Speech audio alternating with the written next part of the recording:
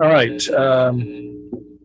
It's Tuesday, May the 23rd, 2023, and the Port Aransas Parks and Recreation Advisory Board will begin its meeting.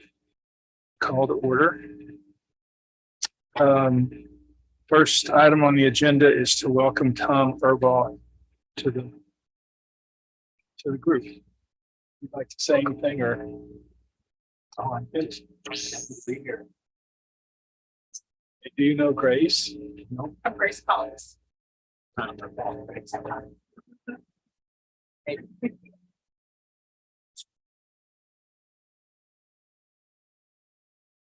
Thank you for being here. It's great to have a new member.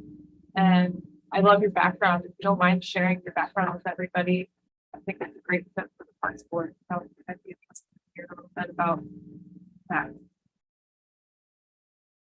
Started out as parking.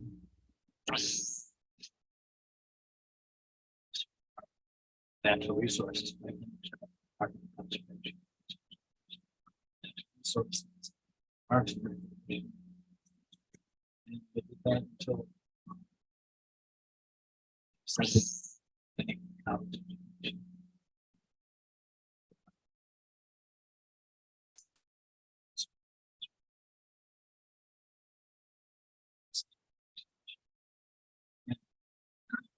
so I took a leave of absence.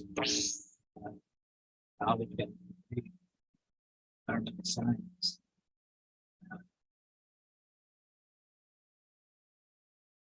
Back in parks that work in the city of Grand Haven.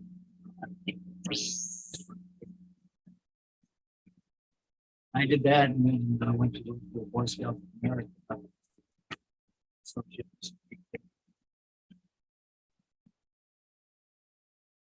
I decided camping.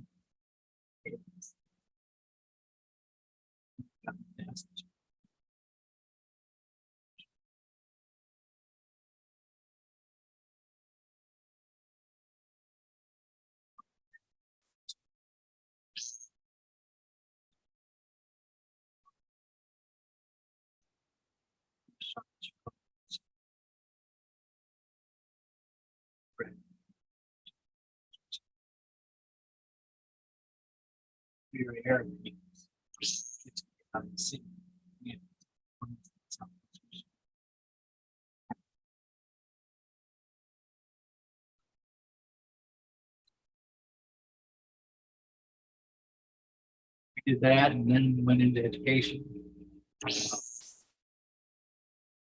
Taught school, science.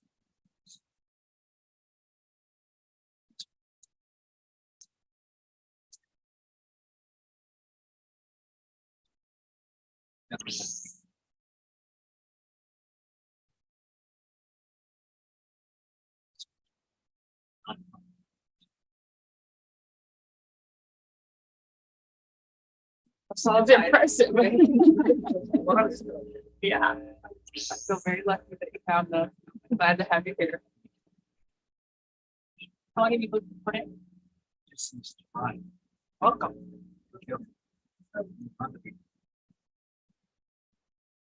All right.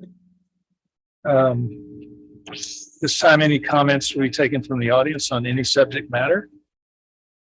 Rowdy bunch again. Thanks for your attendance. All right, Colleen, Director's Report. Yeah, so you should have a copy in front of you. I don't like to read it word for word. I just want to give you the highlights. That first section is updates on all of our capital projects. Some things I'm really kind of stuck on are the Parks and Rec expansion of safety netting has been a real difficult thing to get estimates on. I don't have any reliable companies getting back to me. Or from a little bit, that's on pause. And then the next line down, the community park repairs to the sidewalks. I had estimates come in, but the specs were so different on all the different contractors that they weren't really comparable. Do you have this? Yeah.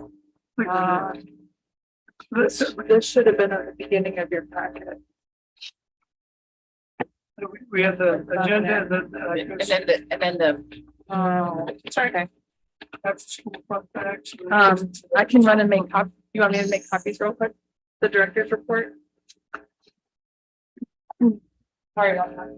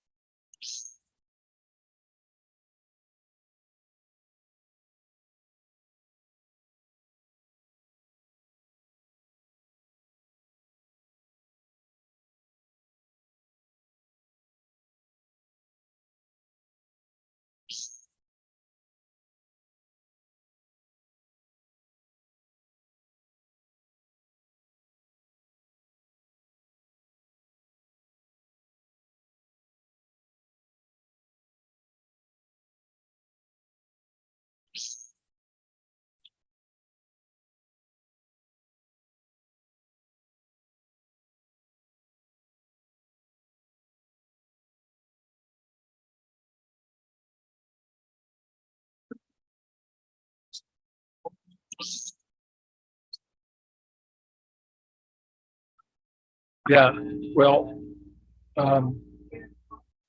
Okay.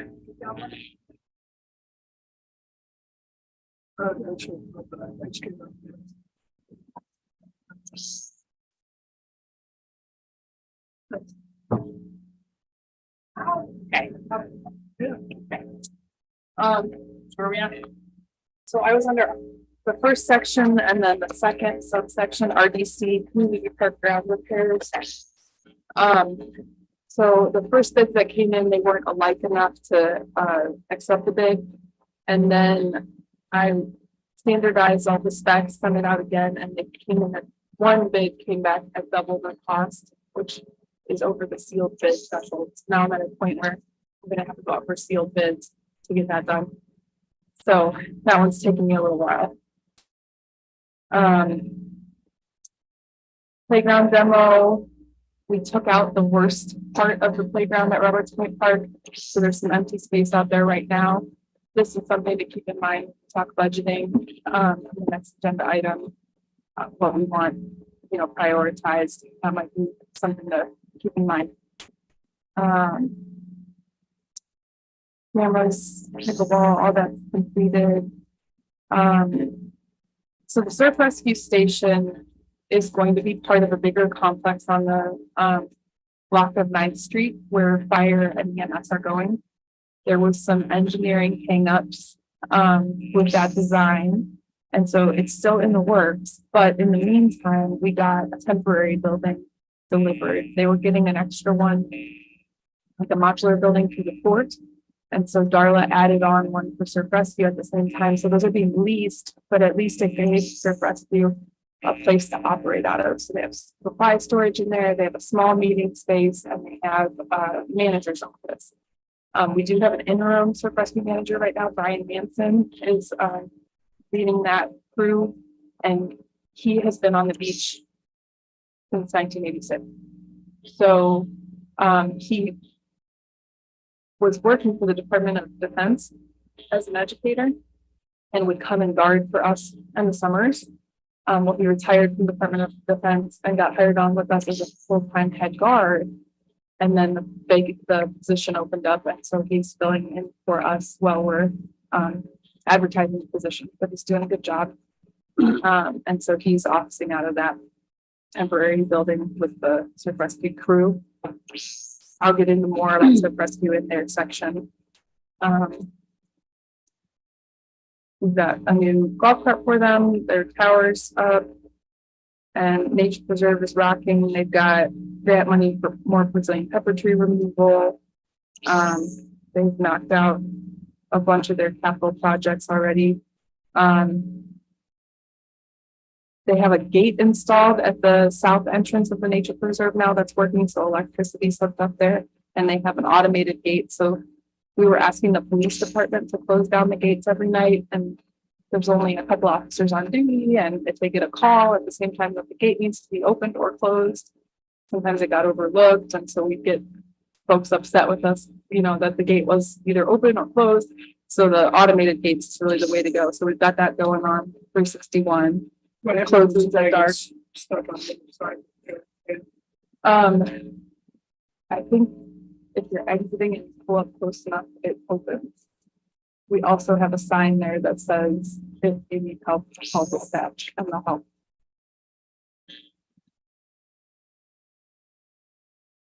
All right, so moving to the next section, grounds and facilities. David Lown is our ground supervisor and has a crew of 8. This is the first time he's been a crew of 9 now. First time he's been fully staffed since before the hurricane. So we have a gardener on staff and we have 3 teams of 2, and we have a mechanic. So everybody, it's pretty nice. We just had a little birthday celebration for him yesterday and everybody was there. So it's great to say for the first time in 5 years, we have a full staff.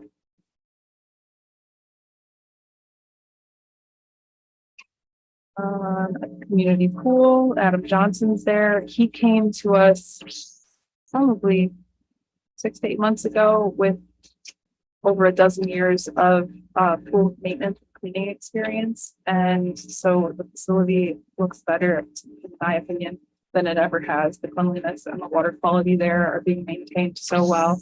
And then we just got a brand new robot vacuum. So all night long, it's working away at sand or mulch or whatever blows in from the high winds. And so I'm really happy with the facility maintenance over there right now.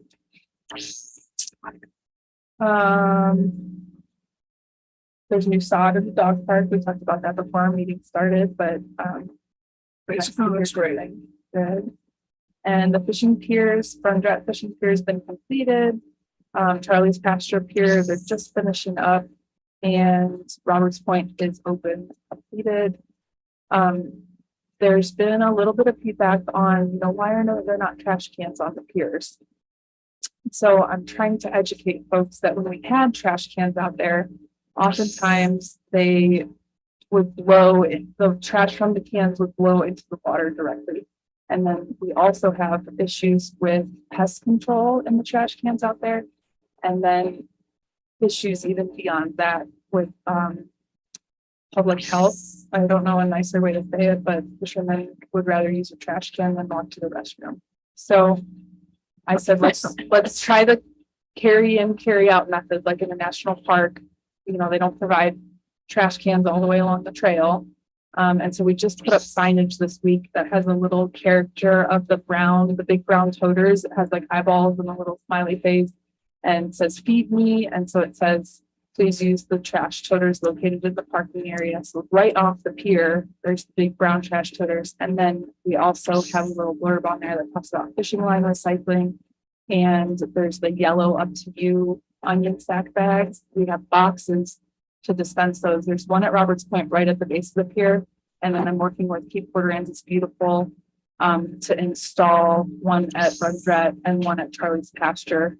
Klein's Landing actually is paying for the one at Front Drat. And so KPAD's looking for a sponsor to do the one at Charlie's Pasture. But I think between the litter bags and signage reminding folks where the nearest trash can is, hopefully the new system will be successful. Because the old one, I get trash cans are convenient, but it really didn't keep trash out of the water. So if you hear grumbling about it, that's my effort to change behavior.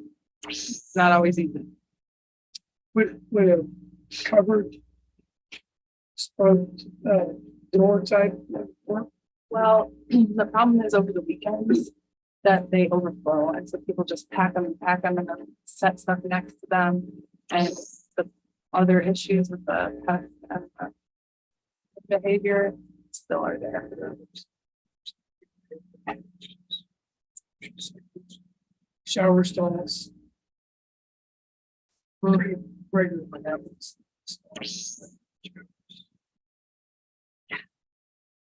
Right. Oh, yeah, what stories I could tell.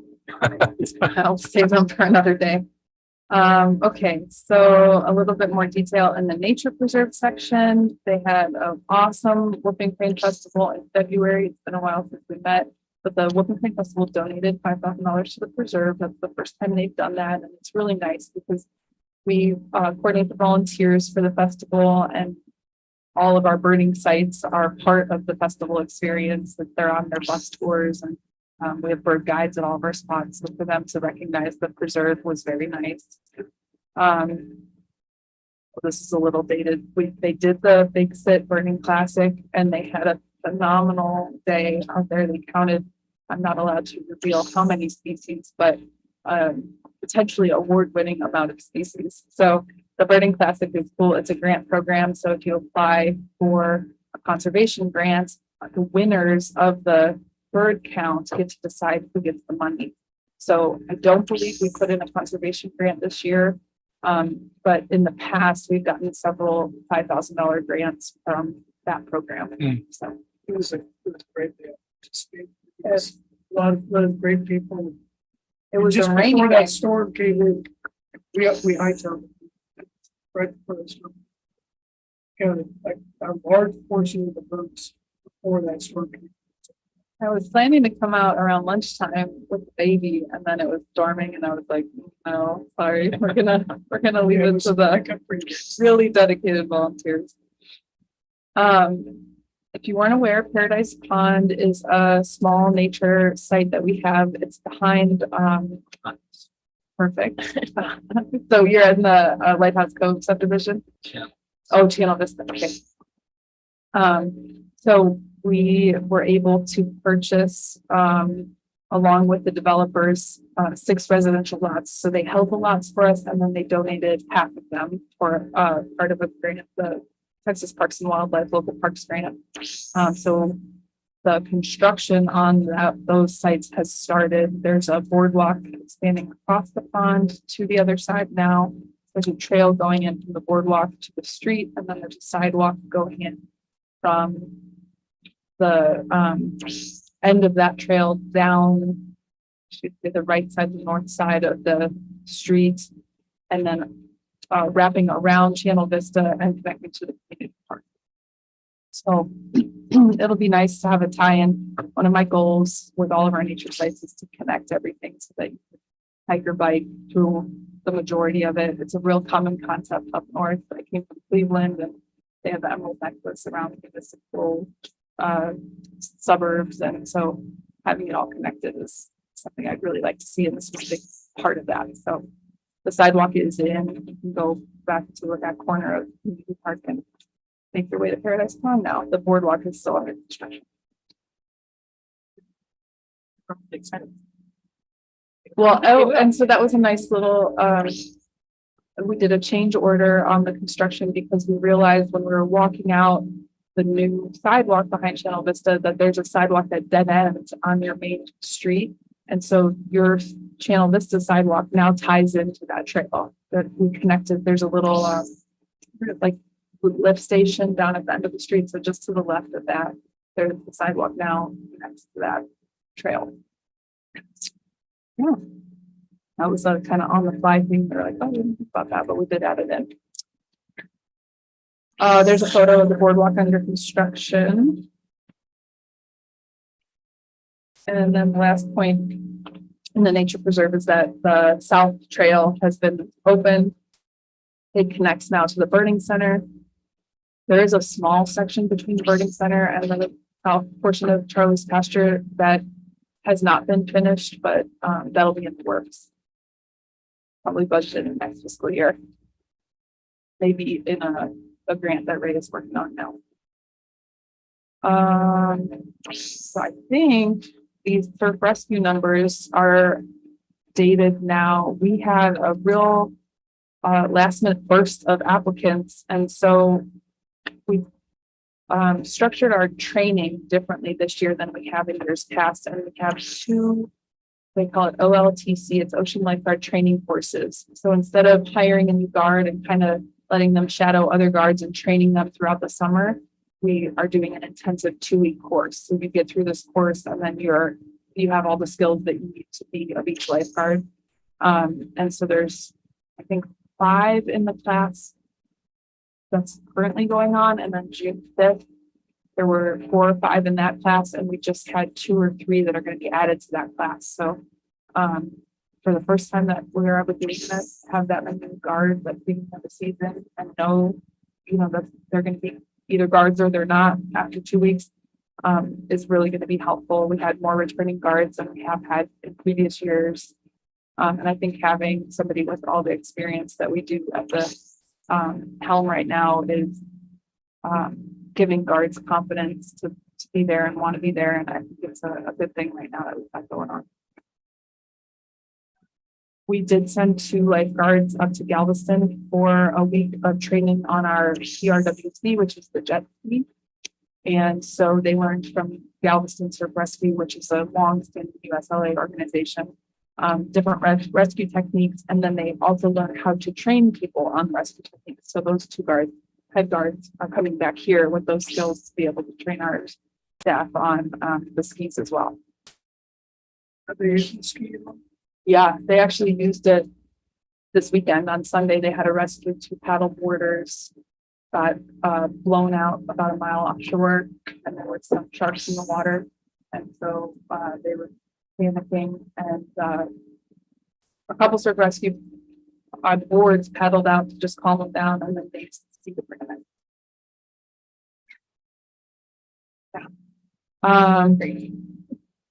The things that they deal with on the beach, it's amazing. It's amazing what they trained for. I've seen them. I'm really proud of them. 2 weeks ago, there was a traffic accident where two pedestrians were hit, and they one ambulance was already on call, so the other ambulance came out to the beach to treat the more critical patient, and our surf rescue took the other patient until transportation was arranged for them to go to the hospital. So I mean, they really are right up there with our other first responders. They're part of the team. So it was really cool to see that. Yes. All right. So Ken over at Camp Marlin and Marlin Academy, he's finishing up the after school care program. And he is almost totally prepped for summer camp. This year was the last year of the ACE after school care program. It was a grant that we got after the school got after Hurricane Harvey. And so we've been sharing after school care, the facilities, the programming with this ACE grant. And with any grant, there's a lot of stipulation. There's a lot of restrictions on how things have to be done. And so it was a kind of a juggling act, like, okay, how do we meet the ACE requirements, but we also still run the programming that we've been providing to the community. So there was a lot of logistics. So for this next year, we're so grateful for what ACE did, but it will just be Marlin Academy. And so it'll be a little less moving parts, but also less funding. So we're going to have to figure out how to continue to provide the same level of programming and provide it to the same number of students without that grant in place. So What do you know about what the PACE program is funded? What fund? it changed annually, so we could go back and look through the history of it. Like this year, really ACE was providing some supplies and curriculum, and then there was a coordinator and then an administrator. So there weren't like program leads for all the different activities, like so our camp staff, our Marlin Academy staff was running all of the different breakout groups and clubs and activities. Whereas the previous year, ACE program paid teachers by the hour to stay and host some of those. So I have numbers on like staff hours. Their hourly rate was much higher than our city's hourly rate. Like they were paying teachers, I think $25 for an hour of staying. Yeah.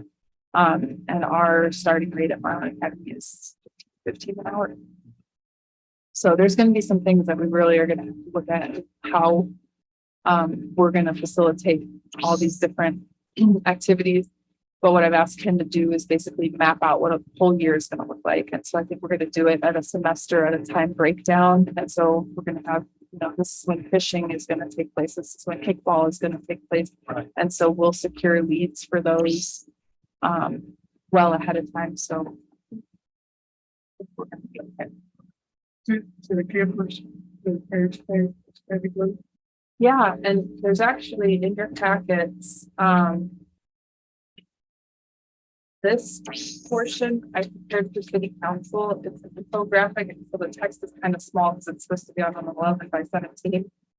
But the third page of it has some Marlin Academy statistics, and you guys are in black and white, so I don't know how well those are gonna translate. But this first chart at the top, the columns on the left are our what we charge for after school care and camp, and then the state average. So we are 67% of the average for summer camps, what we charge, and we're only 13% of the state average of what we charge for after school care. So we're offering incredibly affordable rates. And then we also, anyone that works for the city or anyone that works for the school, their students attend for free. And we have a financial aid program that if you qualify for the state's free lunch program, there's a table that the state puts out every year. If you're under that threshold, it's calculated by how many family members you have and your household income, that you can get a 75% discount. So that really help. We offer a big discount, and then I'm proposing, it was actually in last month's council agenda, but we're doing it again to make sure it's administratively correct. I added to the state table 10% increments. So there'd be a 75% discount, a 50% discount, and a 25% discount, because there's a surprising amount of people that just miss it by a hair. And so it's like with the cost of living in Port Aransas and all the other things they're dealing with, if I can give them a little bit of a discount, I'd like to do that, because we don't want to be in the position where we're saying, you either pay for this month or your child can back. That's not what we want to do. The whole purpose of this program is to give kids a safe place to be if the parents are working. And so trying to be as accommodating as possible.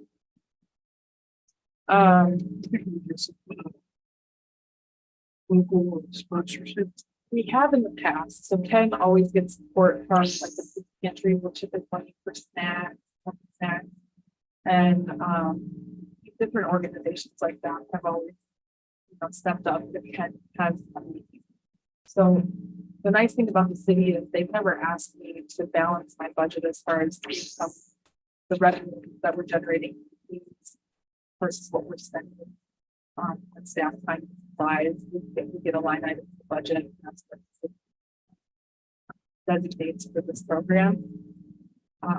So I'm grateful for that. We could figure it out if we did to, but so far council's just been very supportive of, this is what we put into the program, not really try and generate revenue.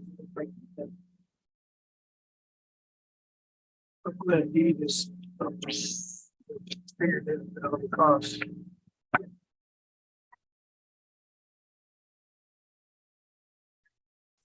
Okay, so now we're in community programs. That's the bulk of this packet that you guys have. So Christy Stevens is our community program coordinator. She's been working over a year, and she has put together this basically like a magazine of all of our parks and rec info. It has little intros and little like clips at who our staff members are. That'll change seasonally.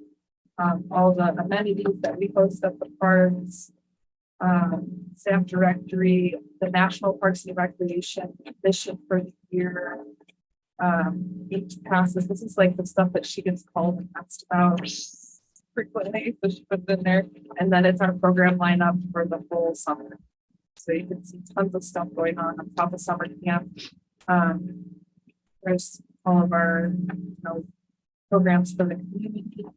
Some of the newer programs that she's done is the family craft time. They've been going well. There was a request to get younger families, younger audiences. That's one of the programs that got started.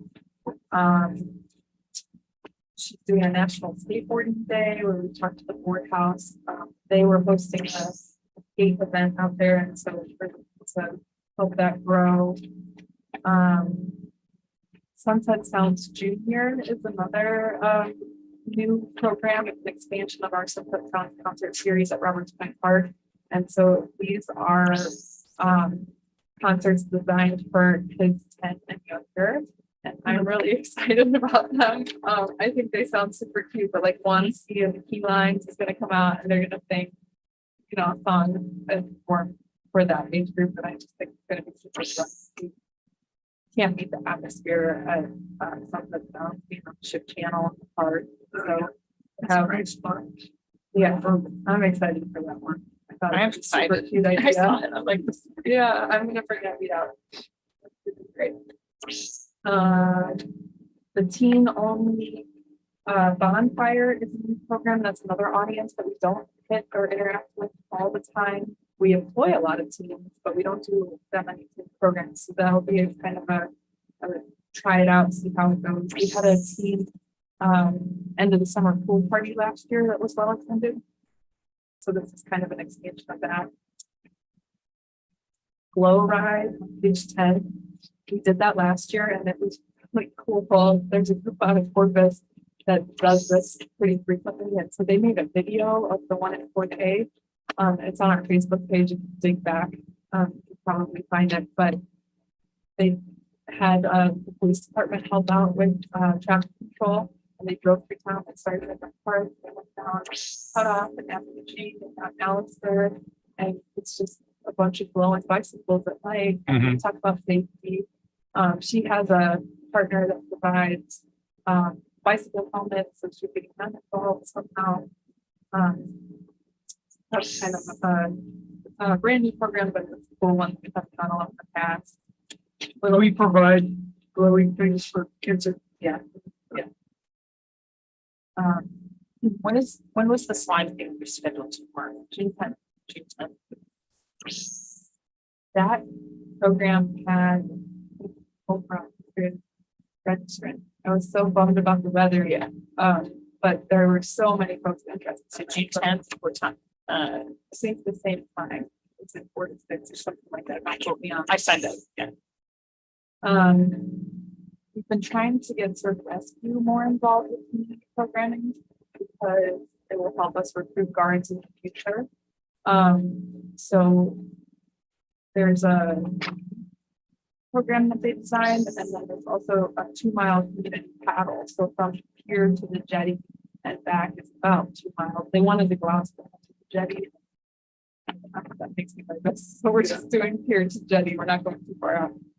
But it's an opportunity for folks to go out and meet Surf Rescue and interact with them. You know, they're not just guards in the tower that are going to yell at you or, you know, they're a part of the community. And so that'll be hopefully a good opportunity for folks to come out and get to meet them. The pool party, that's the second time we're doing that. Last one was a success.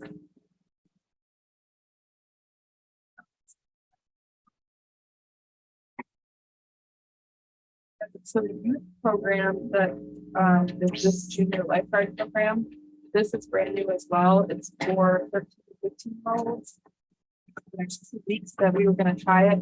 Right now, we only have one person registered for the second week. So if you know anyone in the 13 to 15 range that might be interested in a half-day program for 5 days, and it's free. It's the first time we're trying it, so we didn't want to charge. We just wanted to see if we could get folks out there and maybe recruit some junior lifeguards.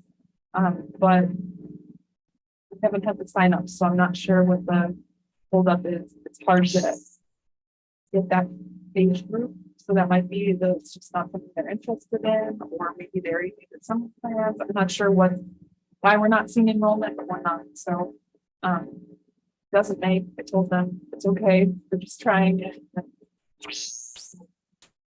Get back and try again next year. I told them they need at least 4 participants in order for.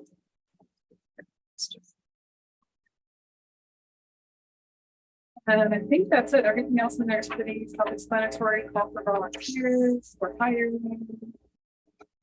We're still hiring camp counselors, lifeguards, the grounds crew position.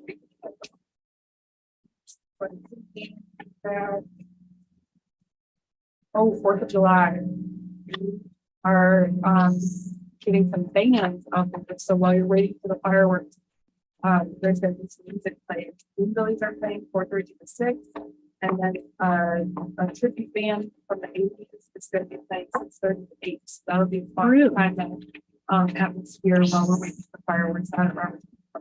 What days is the Port Palmer? Tuesday, great.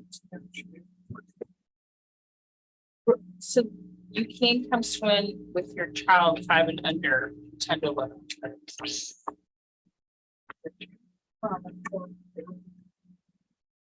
14.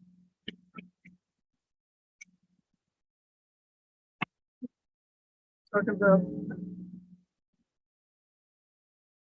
Question. I didn't know that it was gonna be open 10 to 11.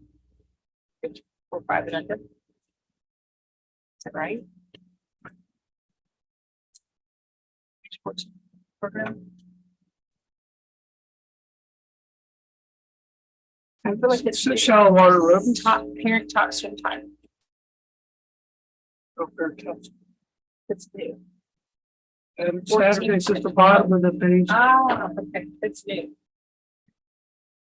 It's not new, the last manager had that, but maybe not very well. Okay, yeah. 10 to 11 on Saturdays. You can swim. 5 and under. Yes.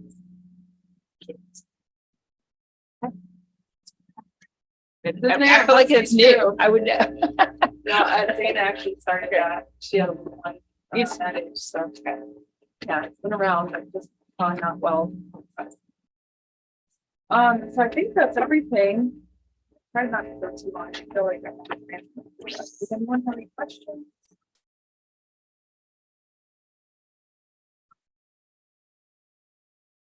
No, I've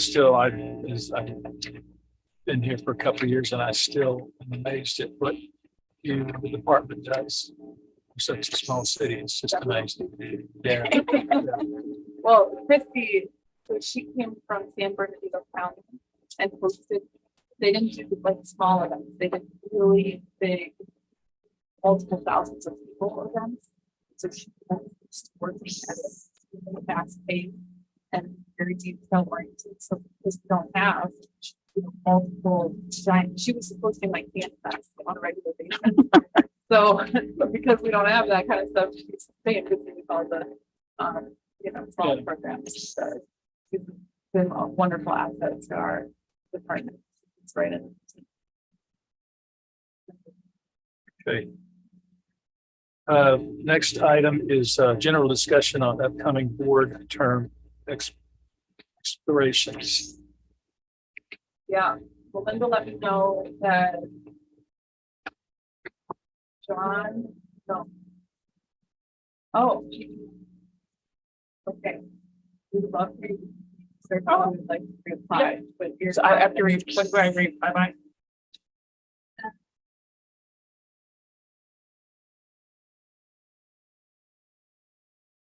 Okay.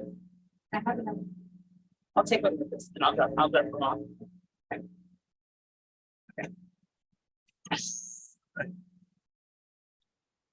And we technically still have one vacancy, so if you know of anyone that would like to serve or would be a good fit. I always try to think of like what audiences we're representing by the people who sit here, so I feel like there's a gap in somebody in an audience that we're missing. I try and target someone like that, but I don't talk them with the instance. That's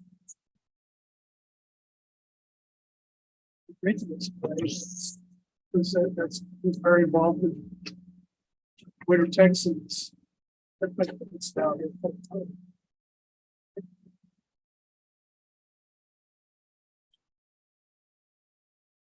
have a couple of volunteers that are talking about it.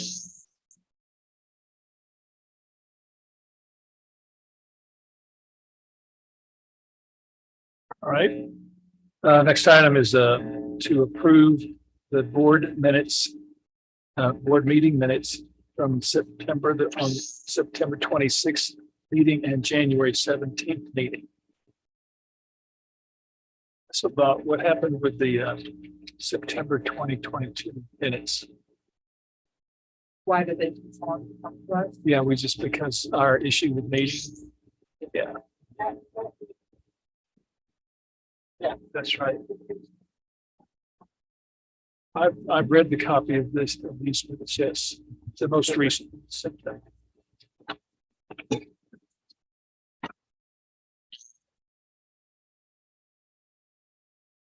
So basically, we're going to approve the minutes from the January 17th, 2023 meeting. They have to acknowledge that they can. It's come over to- not really.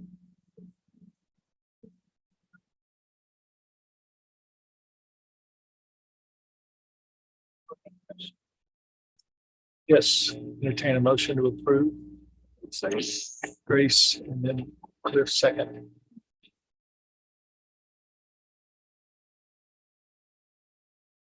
All right, Colleen, it keeps coming back to you, the budget, the discussion of the Well, budget. this comes back to you guys. Okay. So, the end of June, beginning of July, is when city council will meet and they have their goals workshop. So it's a chance to bring up all of the ideas that you've ever had for Parks and Rec.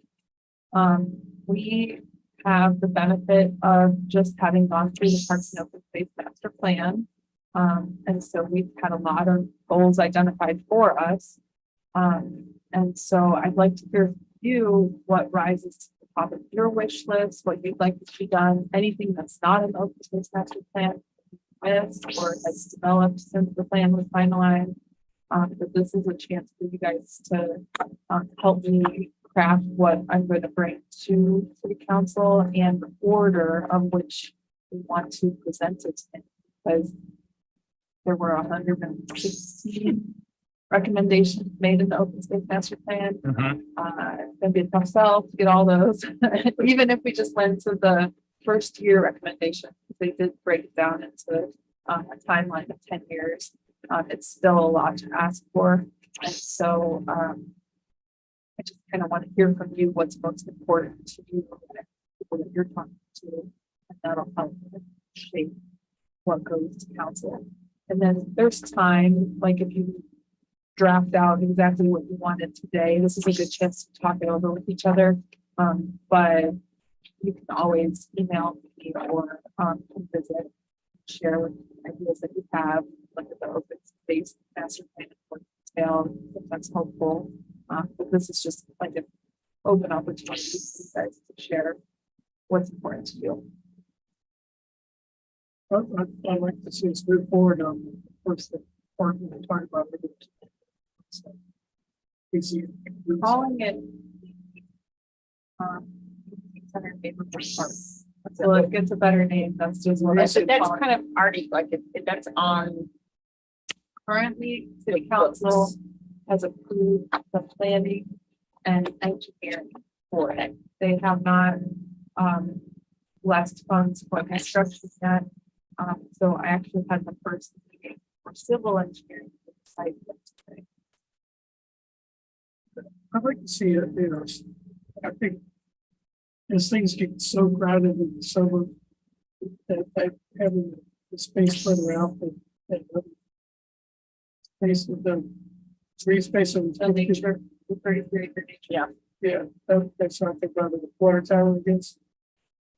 I'd like to, it'd be nice to walk out there and just kind of show where the so it's kind of think that.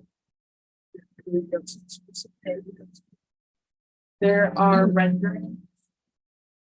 I'm trying to remember what the status update on that is. So if you're not familiar, there was 33 acres in the city as part of the deal between Palmia, the developers development and the city. It's adjacent to the newest water tower, so it's about quarter of the way down the island. And it gives access basically 361 all the way to the bay. And so the concept is that it will be a paddling access trail. So there's some renderings on which I'll do all the rendering. But there's walking paths with a couple of like shaded bird observation platforms. And then there's a driveway that runs all the way to the back where a kayak launch would be. And so there's like a couple parking spaces and a turnaround. If you had like a trailer with kayaks on it. There's some space back there for that. And it would be one of our only nature sites that would be allowed to fish or hunt or both from. Right now, the whole entirety of Turner's pasture, trail access only. So this would be a little bit more recreation aspect. So the site. So they. People push on kayak. It's got a lot of- Technically, I think duck hunters probably the nature, so the nature preserve has their own technical advisory board.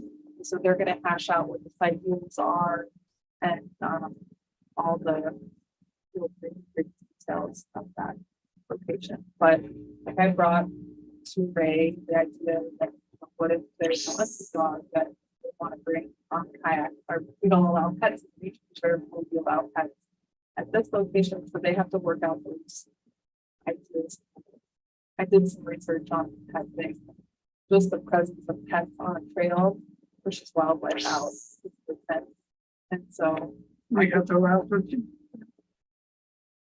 I mean, But I can it'll see be up to fishing. their board, but I think it would be. I think having access to water, fishing is good, but We just see duck hunters a lot, so I see it coming up, like, we get illegal duck hunters in preserve on the regular. So I'm wanting access for duck hunters there.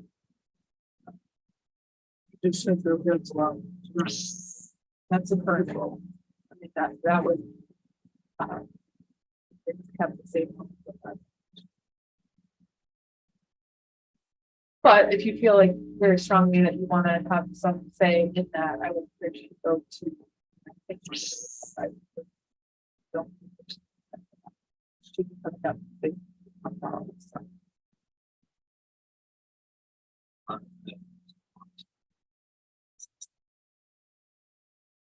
Yeah, so that isn't technically public access, and so if that ever was developed, or, I mean, I haven't heard any rumors that that's happening, I don't want to start a panic or anything, but this would be, municipal public access.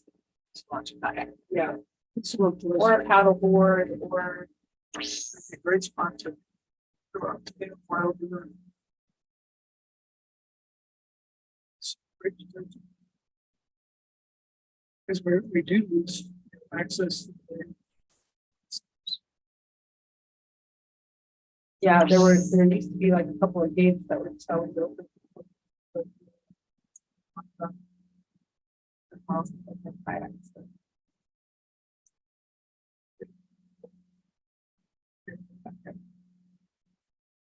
So what funds would be requested of the city to dedicate to the next step on that project? So.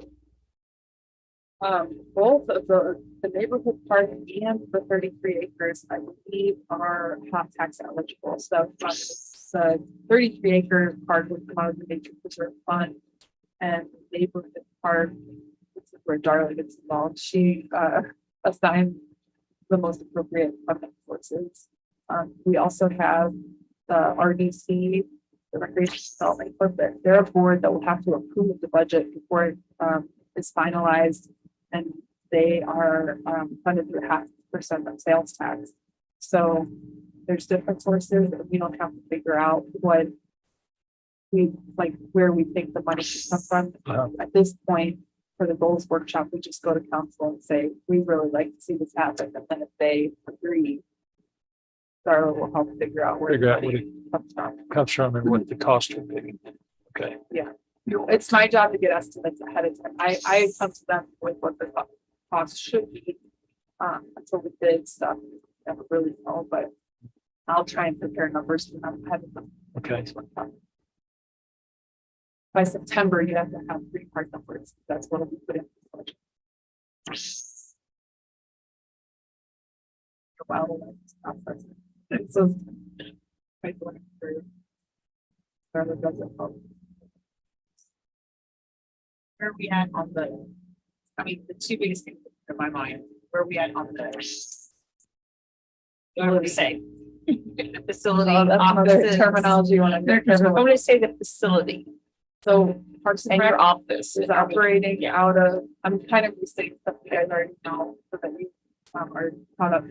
But we are operating out of a building that was intended to be for the nature preserve. When I first came on in 2017, I was nature preserve manager, and Parks and Rec was operating out of a modular building right across the street that was prepared as a school, and was probably 3+ years old. Girl Scout, huh? Yeah. Yeah.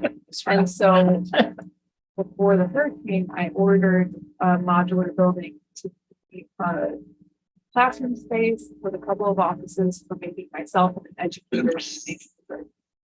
Well, then Harvey hit, that modular building was destroyed, but luckily my building carried the ordered, so it got delivered pretty quickly. I can't remember exactly how long it was, but fairly quickly after the storm. And so all of Parks and Rec did that building, so people set up.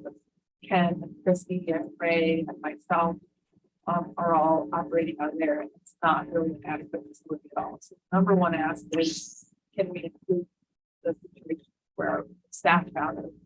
And then it was similar timeline before the storm, their council was discussing really wanting a rec center. After the hurricane, so it was supposed to go to a special election that was canceled after the hurricane. Then after a year or two, council wanted to bring it back up, and the idea that it could be funded through hotel motel tax, that it was a special event venue where you could host traveling teams, you know, families come in for a gymnastics competition out of town. That makes it hot tax eligible. And so a concept was brought up, and it went to a special election and it failed by 12 votes.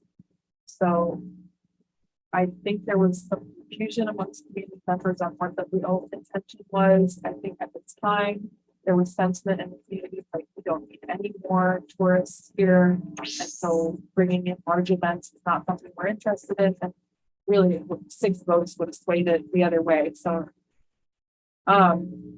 we're at this place now where the open space master plan has recommended that we have a multi-purpose facility that would staff our offices, that would house cleaner text activities, maybe with a indoor gymnasium, maybe some breakout classrooms, a place to host after school care or summer camp. Because right now, all of these Parks and Rec activities are just scattered throughout the community. The where it's community theater a lot. It's not even a municipal building.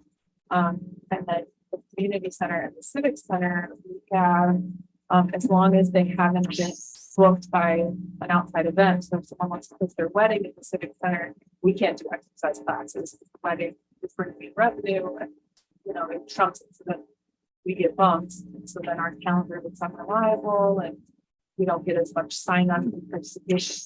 Type of way. So that's kind of a long short of it should be on. So where are we? I know that we're talking about putting it to the vote again. It's some sort of. I am anticipating that the new council will discuss it at the goals workshop.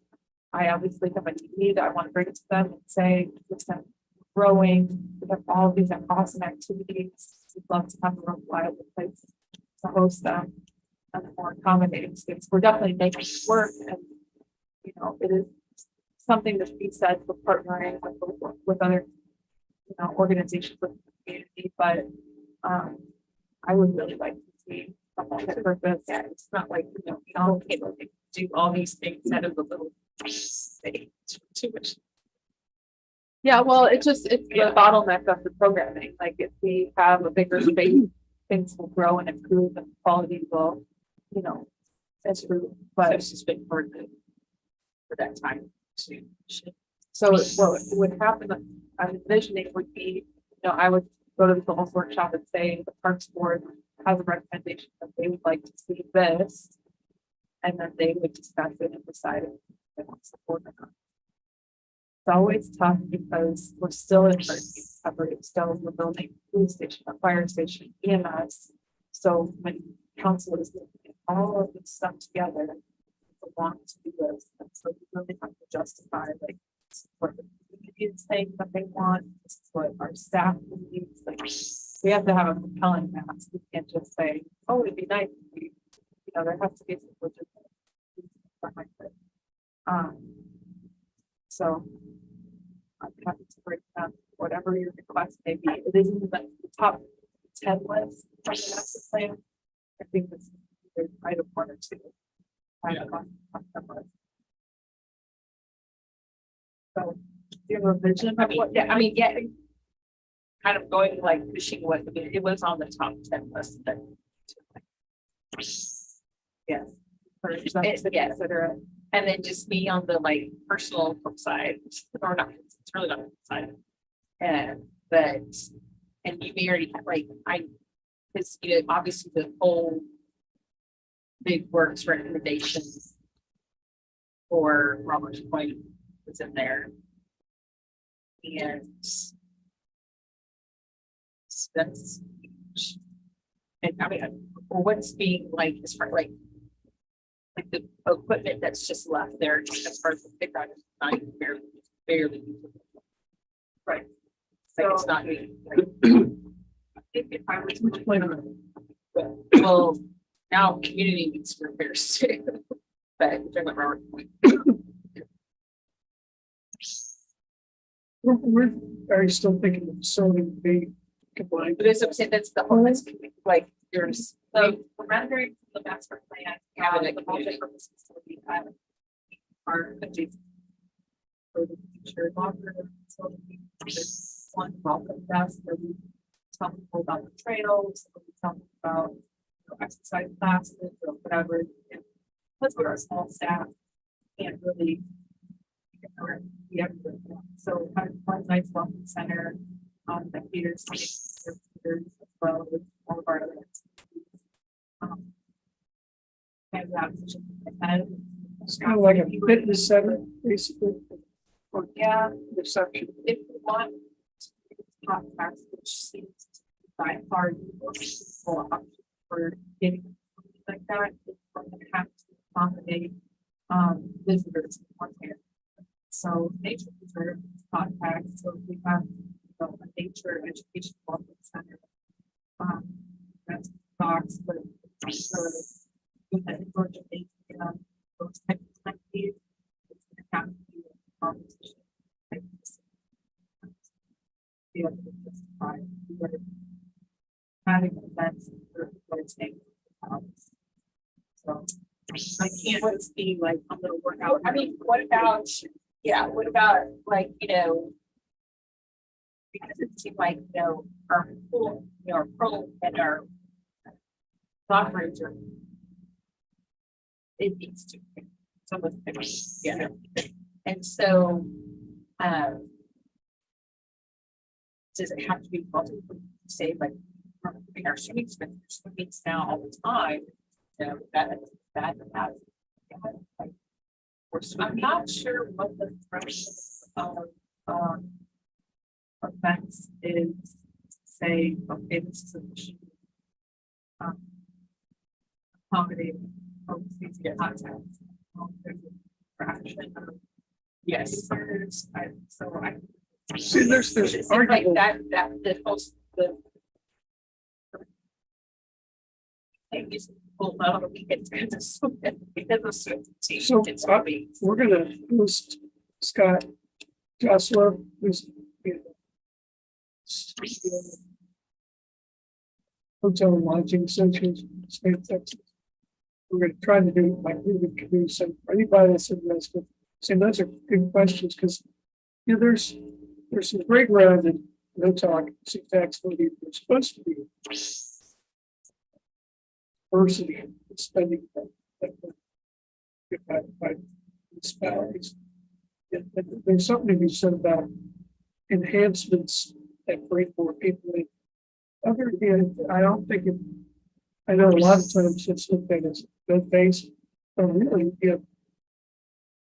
if you make a state where it's more enhanced, enticing to people, more people are going to stay. You're going to still have an effect on its events. Of course, you have to be able to track. It's hard to track Parks and Rec. People are coming from. You guys try to do any kind of data collection with that? In our nature preserves, we have fine process. They are for a while. How long is your stay?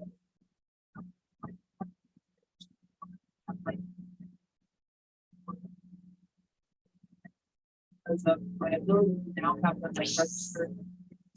Part of their residence. Also. To an art check and actually have to say, staying in a short hotel. Yeah. That's fair. Their statement. Question, how many nights would you stay? So, I mean, it's like, if you're housing like Parks and Rec. Nature preserve visitors center. We have portions. It definitely wouldn't justify those. But then you have like, expanded swimming facilities. You have maybe some that use and then you've got some maybe mixed use facilities as far as like kind of gymnasium rooms. Those are typically general fund budget items and some programming, those are artists, modified, hold on, I mean, part quick, I mean, are you kind of what is being wrong? The type of activity, the concept that they don't that's what is that some kind of special events. Or I would say like, okay, we're gonna post competition or doing basketball, so they do all the booking and events. It's like for obscure things that it doesn't need traffic. There's like auto ship brokers association, whatever. There's like smaller events that people are still traffic. Something like that. That's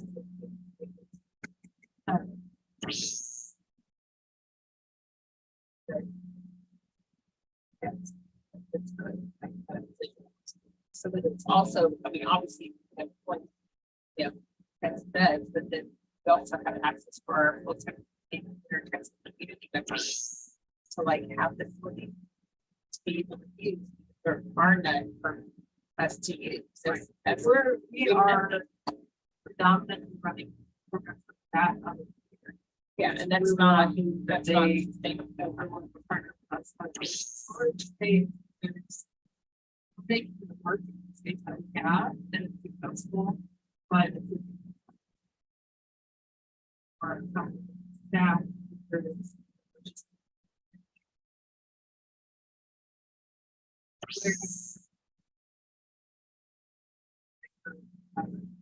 So no argument, you got it. They're 3 days of work, so they're not big. Yeah, obviously. Full-time resident. Children. Right. And I'd like to see them just prepared to be made to parts.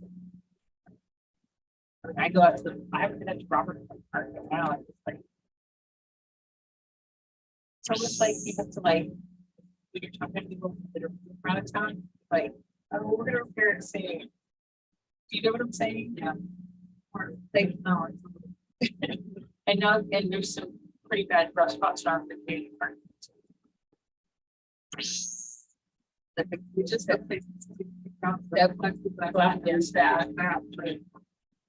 I'm obviously if you're building a whole new thing like this suites across the street, like I want them to go away. I You know, definitely but have like, some of this- they don't build them like that anymore. They are the best suites. The ones but- by the pool, Yes, they don't. They don't, and they're awesome, but speaking from appearance, they drive everybody crazy, like that it's a crash. Yeah, I thought about them, I think we had. Yeah. There, it's fun. Yeah, they're great suites. I mean, you go to like, yeah, but I saw two. Right there, probably. Swinging at a 45 feet. Yeah, it was just so cute. I know we went to our park and back, he's like, I go to this park, and these suites. That are horrible compared to the ones in our house. Yeah.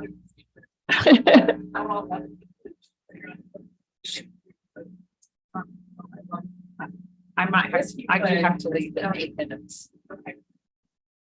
Speaking of children.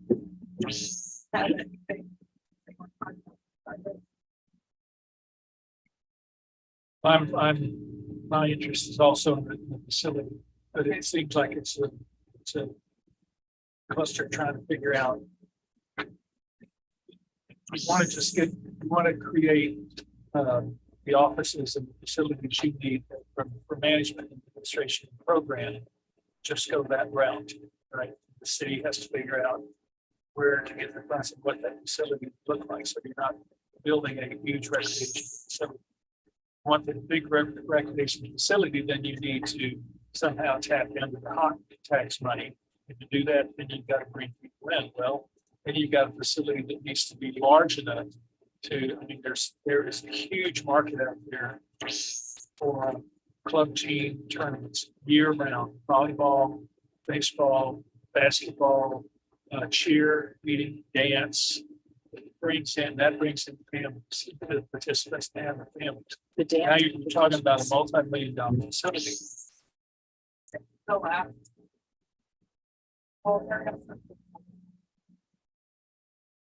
See, I think. I guess, the last time it had to be referendum. So what the special election. Don't elect. Elect up to 17. The one that's, yeah, I'm scared. Like up to a certain percentage in. We aren't collecting maximum. So there's like a 2% difference between what we're collecting now and what we could be collecting. That special election saying. Our residents pay for collecting. A couple more percent in top tax. Pay for a.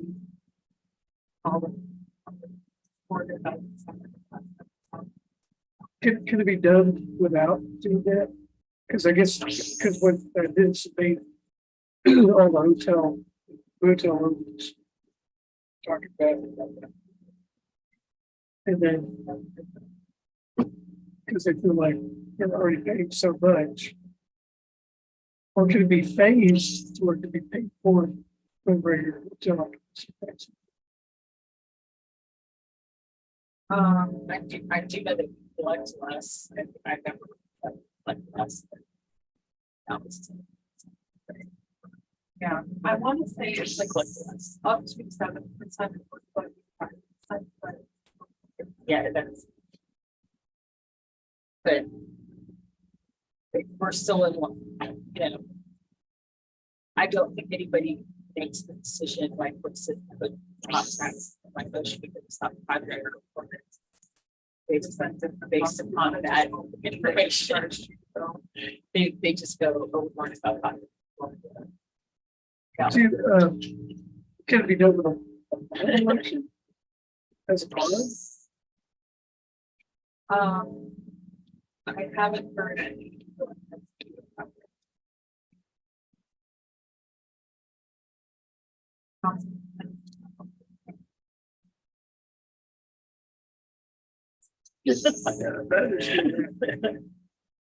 But we have reasonable appraisals.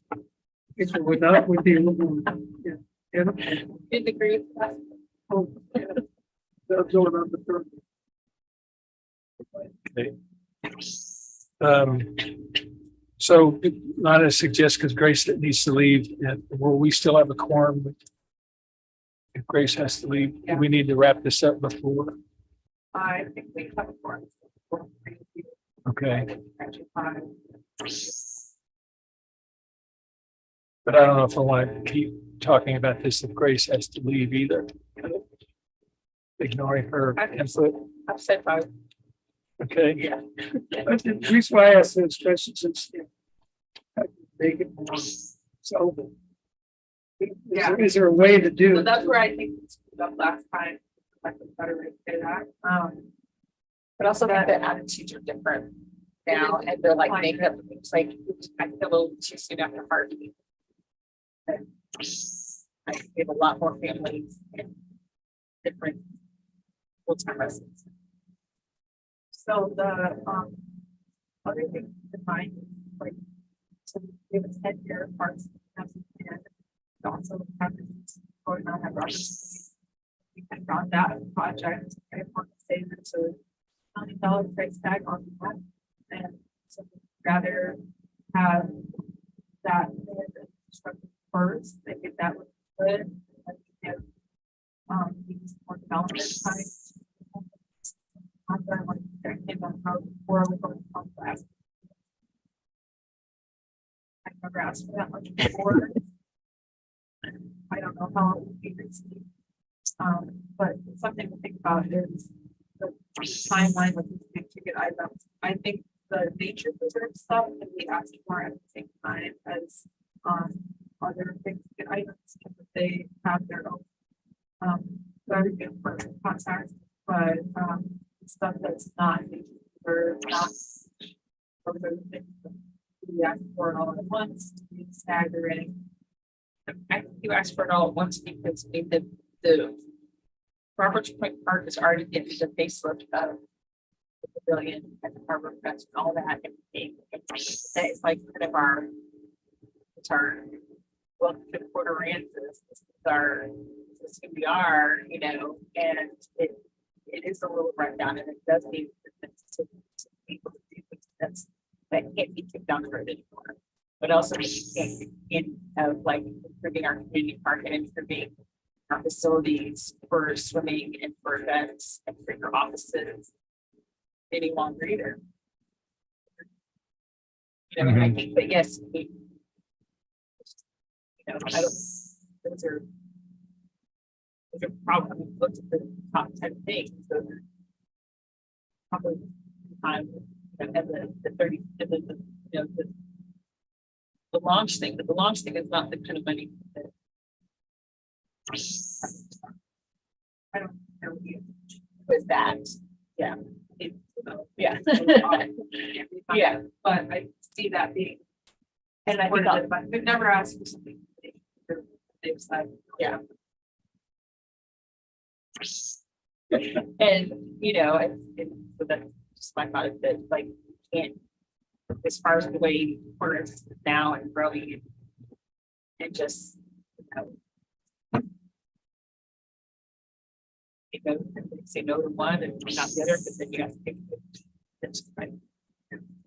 Well, I mean, this is a lengthy process. Yeah. Something like you ask for it And then it gets built the next day. Structure, so there's gonna be a design experience. Sure. We phase it, say, okay, this year we're asking for design and construction of Robertson Park and then design of the, yes.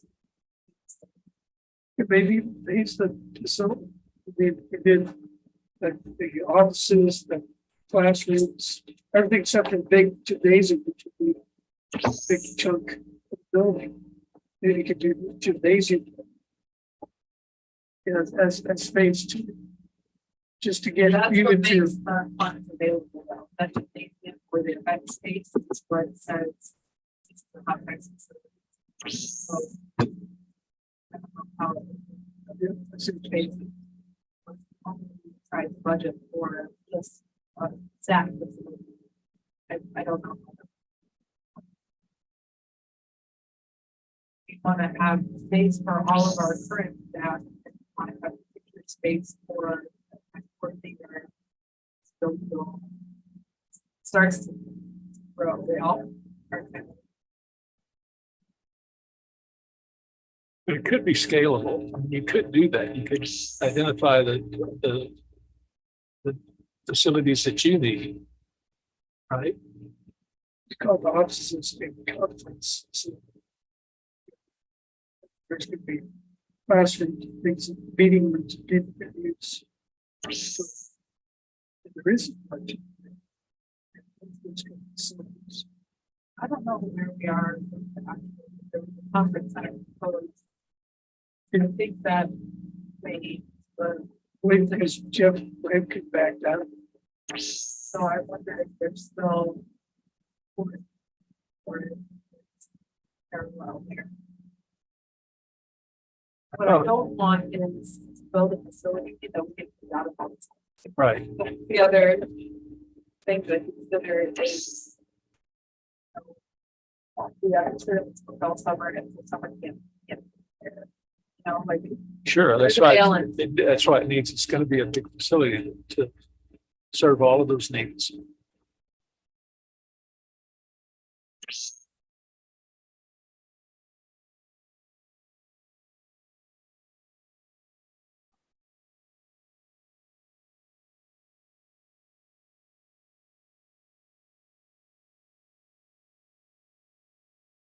Well, so what I'm thinking is maybe the first step towards the rec center is asking for feasibility of engineering plan. What it's like, that very first step might be a good chunk to ask for this year.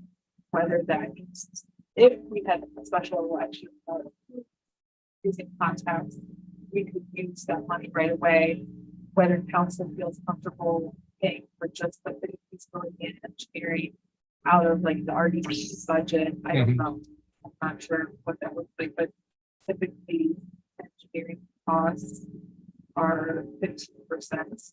So instead of 12, but it'd be a pretty big planning engineering. So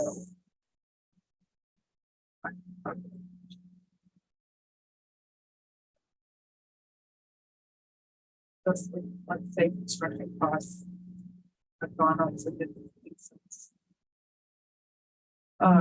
So the last time we got an estimate, 15 million on a center. A quarter million just for the design. Yeah. So, I don't know what RDC, I mean, that's stronger than, but my guess, recreational development for.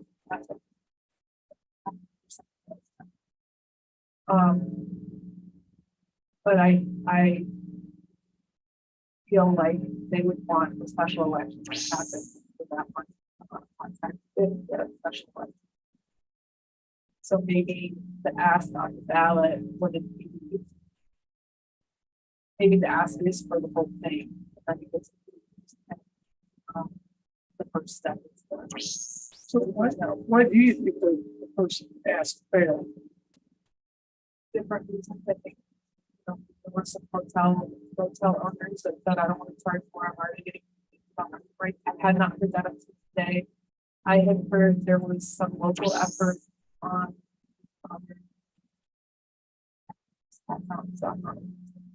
Like anybody, but there was some like you can put other people on of business. Certain. Oh, it's a small gym. Yeah, so I know there was. Some against it, that, and I also think the sentiment in town was like, we don't get something to traffic on this yard. I think that was probably the biggest factor. Yeah. So how do you fight that? I mean, how do you do well? Certainly, you don't want the election around something. So it would be November 11th. And I'm thinking, the first version was the Mom and Pop Rec Center. Second version was this big event venue, concerts, you could have the audience, it's a pretty big fan. So I'm wondering if kind of meld into trying to go a scaled down version of the event center. Show call parking lot, and then talk about cause traffic process about that. That's a terrible. That's not much. I just say that if you I did can't solve that lose problem today. traffic, it would be, I wish there was something like it, because it's so dangerous. You got traffic coming from 5 different directions.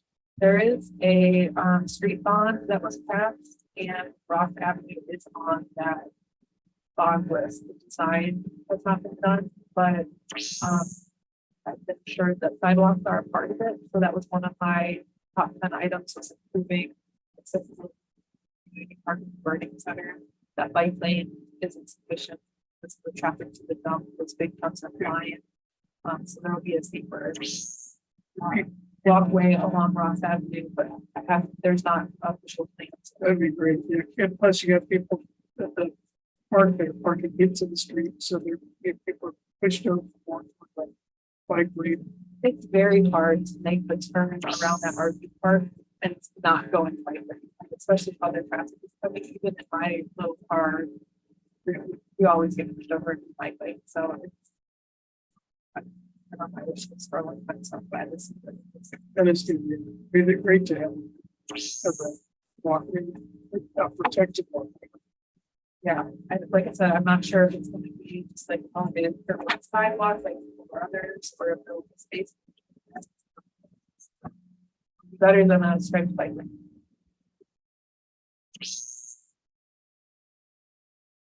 Okay, so I think I have the formulation of some, I've got good questions to ask, to go back and figure out, and then I think that I have a vision.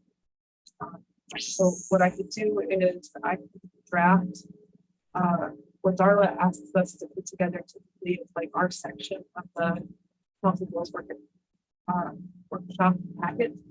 So I go through each department to put together our wish list, and it's just big ideas, photos of what we're thinking about. It doesn't have to be specific estimates or anything like that. So I'll draft that up and I can send it to you guys for feedback. You can reply, don't reply all, reply individually, otherwise violate the things. right, So make sure you're not starting a group chat on the side. But I'll have that together in the next couple of weeks. I'll shoot for putting all that together and send it to you guys for feedback. And then we don't have an official date for the council goals workshop. I want to say it's in early July. But you guys, if you think of anything else between now and then, or if you want to come in, things together or like that. Just cross the intersection. okay. All right, next item is, we may have just identified it, a future considerations for future meetings.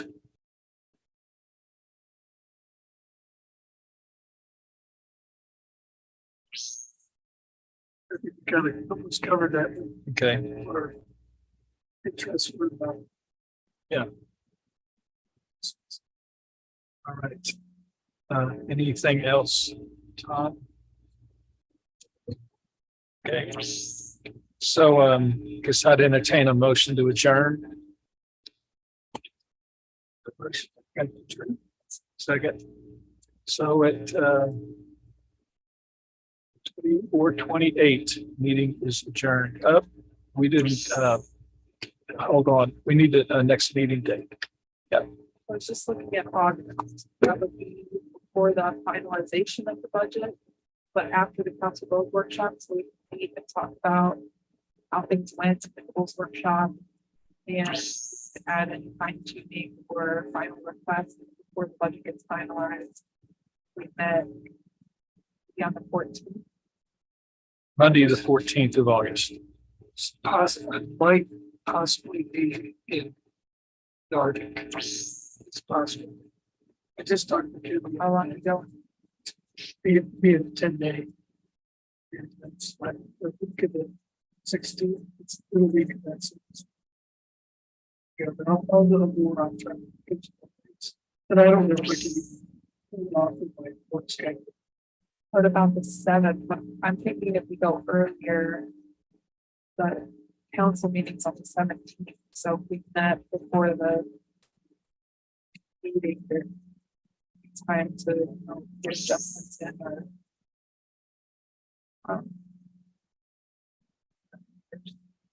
So. Probably. Something that usually. 60 days. we typically reschedule things 2 or 3 times. And 7 is a good starting date, and then we'll work from there. But do you have confidence on that? No, Does anyone No. meet on the first Monday of the month? That airport or?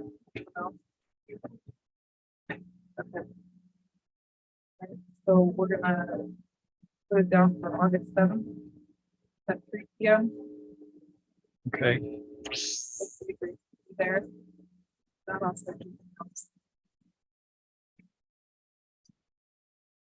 Right, next meeting, August, again, confirm August 7th, 3 o'clock. We've had a motion to adjourn in second. All in favor? Aye, opposed? Right, What about swearing? Well, then we'll get to you.